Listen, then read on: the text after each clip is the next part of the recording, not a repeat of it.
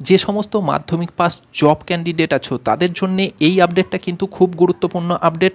কারণ West Bengal municipal corporation কিন্তু ন্যূনতম শিক্ষকতা যোগ্যতায় কর্মী নিয়োগ করতে চলেছে।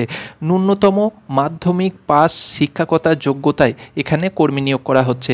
আর কেবলমাত্র একটা দুটো পদের জন্য নয়, এখানে যে শূন্য পদের সংখ্যা আছে সেটা কিন্তু টোটাল 35টা শূন্য পদের সংখ্যা আছে, যার জন্যে পড়াশোনা লাগবে ক্লাস 10 পাস বা মাধ্যমিক পাস।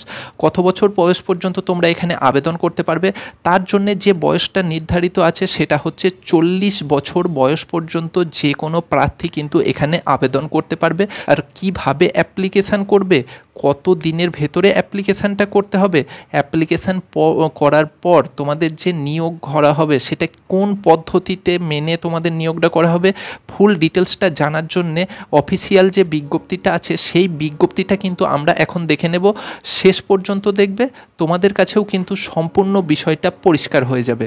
তো এখন বিষয় হলো, এই যে মাধ্যমিক পাশে কর্মী নিয়োগ করা হচ্ছে, তো কোন পদের জন্যে কর্মী নিয়োগ করা হচ্ছে মাধ্যমিক পাশে, সেই পোস্টের নাম হচ্ছে অনারারি হেলথ ওয়ার্কার, যেটাকে শর্ট ফর্মে HHW বলে আমরা জানি।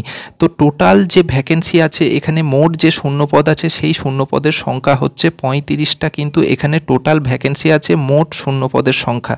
দেখো, এখানে আবেদন করতে গেলে যে বয়সটা থাকতে হবে সেই বয়সটা হতে হবে 30 বছর থেকে 40 বছরের মধ্যে কিন্তু বয়সটা হতে হবে। আর বয়সটা যখন হিসাব করা হবে সেটা কিন্তু এই 1/1/2024 তারিখটাকে ধরে কিন্তু বয়সটা হিসাব করতে হবে।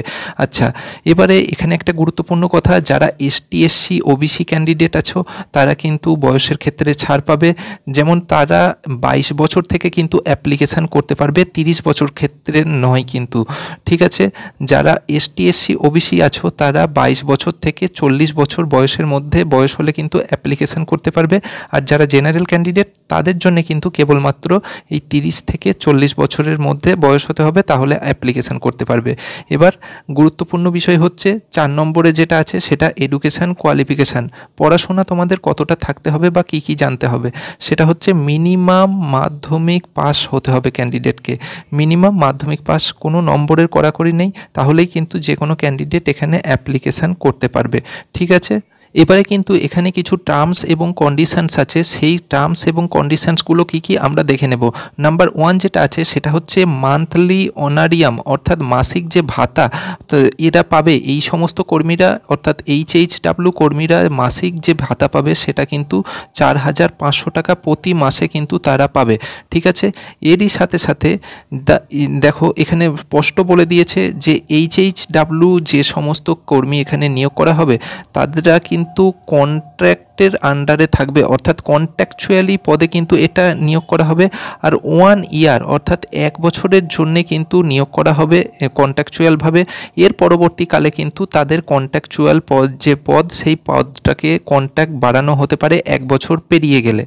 এবারে দেখে নাও, তোমরা যে এখানে অ্যাপ্লিকেশান করবে, তো অ্যাপ্লিকেশান করার পর তোমাদের সিলেকশান কিভাবে হবে দেখো নাও। সিলেকশান প্রসিডিউর দেখো, তোমাদের যেভাবে সিলেকশান করা হবে সেটা হচ্ছে 1:10 রেশিওতে তোমাদের কিন্তু এখানে কল করা হবে। অর্থাৎ একটা যদি তোমাদের পোস্ট থাকে তাহলে সেই একটা পোস্টের ভিত্তিতে তোমাদেরকে কিন্তু 10 জন ক্যান্ডিডেটকে কল করা হবে এখানে ইন্টারভিউ নেওয়ার জন্যে। দেখো, নাম্বার 2 যেটা বলেছে যে mark obtained by the candidate in Madhyamik examination, অর্থাৎ তোমরা যে মাধ্যমিকে পরীক্ষায় মার্কস পেয়েছো সেই মাধ্যমিক পরীক্ষার পাওয়া নাম্বারের ভিত্তিতে এখানে কিন্তু তোমাদের সিলেকশানটা করা হবে, ঠিক আছে। আর 3 নম্বরে যেটা থাকছে সেটা হচ্ছে স্কোর ইন ইন্টারভিউ, অর্থাৎ ইন্টারভিউ যে তোমাদের নেওয়া হবে সেই ইন্টারভিউতে তোমরা কীরকম অ্যান্সার করতে পারলে তার ভিত্তিতেও কিন্তু তোমাদের 10% এখানে ভ্যারি করবে। 10% যে নাম্বার দেওয়া হবে সেই 10% নাম্বারটা কিন্তু ইন্টারভিউ থেকে নেওয়া হবে। এবং এই যে তোমাদের মাধ্যমিকে পাওয়া নাম্বার এবং এই ইন্টারভিউতে পাওয়া নাম্বার, এই দুটোকে মিলিয়ে তারপর কিন্তু তোমরা এখানে ফাইনাল মেরিট লিস্ট তোমরা দেখতে পাবে বা ফাইনাল মেরিট লিস্ট তৈরি করা হবে। এবার সবশেষে আমরা দেখে নেব আমরা যে অফলাইনে মানে হাতে কলমে ফর্ম ফিল আপ করবো, সেই হাতে কলমে ফর্ম ফিল আপ করে সেই ফর্মের সাথে আমাদের কি কি দিতে হবে। দেখো আমাদের যেটা দিতে হবে যে self attested copy proof of age, অর্থাৎ আমাদের বয়সের প্রমাণপত্রের সেলফ অ্যাটেস্টেড কপি দিতে হবে। বয়সের প্রমাণপত্র হিসাবে আমরা কি দিতে পারি, সেটা হচ্ছে মাধ্যমিক পরীক্ষার অ্যাডমিট কার্ড কিন্তু আমরা বয়সের প্রমাণপত্র হিসাবে দিতে পারি। এটা গেল নাম্বার 1।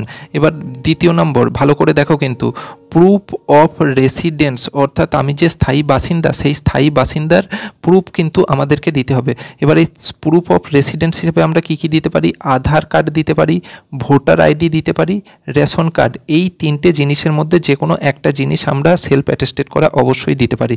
এবার দেখো নাম্বার 3 নম্বরে যেটা আছে সেটা হচ্ছে মার্কশিট অফ মাধ্যমিক, মানে মাধ্যমিক তোমরা যে পাস করেছো তার প্রমাণপত্র হিসাবে মাধ্যমিকের মার্কশিট দিতে হবে। এটা গেল 3 নম্বর বিষয়। এবার 4 নম্বর, দেখো 4 নম্বরটা সবার জন্য অ্যাপ্লিকেবল নয়। যারা এসটি এসসি ওবিসি ক্যান্ডিডেট আছো, অর্থাৎ যারা যে কোনো রিজার্ভেশন ক্যাটাগরির মধ্যে পড়ছো, তাদের ক্ষেত্রে কিন্তু কাস্ট সার্টিফিকেটটা প্রযোজ্য, আদারওয়াইজ কিন্তু এটা অ্যাপ্লিকেবল নয়। ঠিক আছে, আচ্ছা। এবার তারপরে নেক্সট যেটা দিয়েছে সেটা দেখো, ক্যান্ডিডেট অলসো এনক্লোজ, মানে ক্যান্ডিডেটরা এটাও কিন্তু অবশ্যই এনক্লোজ করবে সেলফ অ্যাটেস্টেড কপি ম্যারেজ সার্টিফিকেটের, অর্থাৎ যে কোনো ক্যান্ডিডেট সে যদি বিবাহিত হয় তার ম্যারেজ সার্টিফিকেটের অ্যাটেস্টেড কপি দেবে। অন্যদিকে ক্যান্ডিডেট যদি বিধবা হয় তাহলে ডেথ সার্টিফিকেট অফ হাজব্যান্ড, মানে স্বামীর মৃত হওয়ার যে সার্টিফিকেট সেই মৃত সার্টিফিকেট কিন্তু দিতে হবে। এবং 3 নম্বর যে অপশানটা থাকছে, কোনো ক্যান্ডিডেট যদি ডিভোর্স হয়ে থাকে তাহলে কোর্টের যে ডিভোর্সের সার্টিফিকেট সেই ডিভোর্সের সার্টিফিকেট কিন্তু তাদের শো করাতে হবে, বা সেটা কিন্তু এনক্লোজ করে সাথে ফর্মের সাথে দিতে হবে। এবার ফর্মের সাথে দিয়ে কোন জায়গায় এই অ্যাপ্লিকেশানটা পাঠাতে হবে, যে জায়গায় অ্যাপ্লিকেশানটা পাঠাতে হবে সেটা হচ্ছে to the commissioner Siliguri municipal corporation, Baghajatin road, Siliguri 7,34,001। এইটা হচ্ছে তাদের পিনকোড। এই অ্যাড্রেসে কিন্তু যে অ্যাপ্লিকেশান সেই অ্যাপ্লিকেশানটা পৌঁছাতে হবে। তার জন্যে যে লাস্ট ডেট আছে, অর্থাৎ যে শেষ তারিখ আছে, সেই শেষ তারিখ হচ্ছে 26/7/2024, অর্থাৎ জুলাই মাসের 26 তারিখ পর্যন্ত কিন্তু এই অ্যাপ্লিকেশানটা পাঠাতে পারবে। টাইম হচ্ছে বিকেল 4:30-র আগে কিন্তু তোমাদের এই অ্যাপ্লিকেশানটা পৌঁছানো চাই। আশা করি পুরো ভিডিওটা দেখার পর তোমরা পুরোটা ক্লিয়ার হয়ে গেলে। এরপরেও যদি তোমাদের মনে কোনো জিজ্ঞাসা থেকে থাকে, কোনো প্রশ্ন থেকে থাকে, তোমরা কিন্তু সেটা কমেন্টে অবশ্যই করো।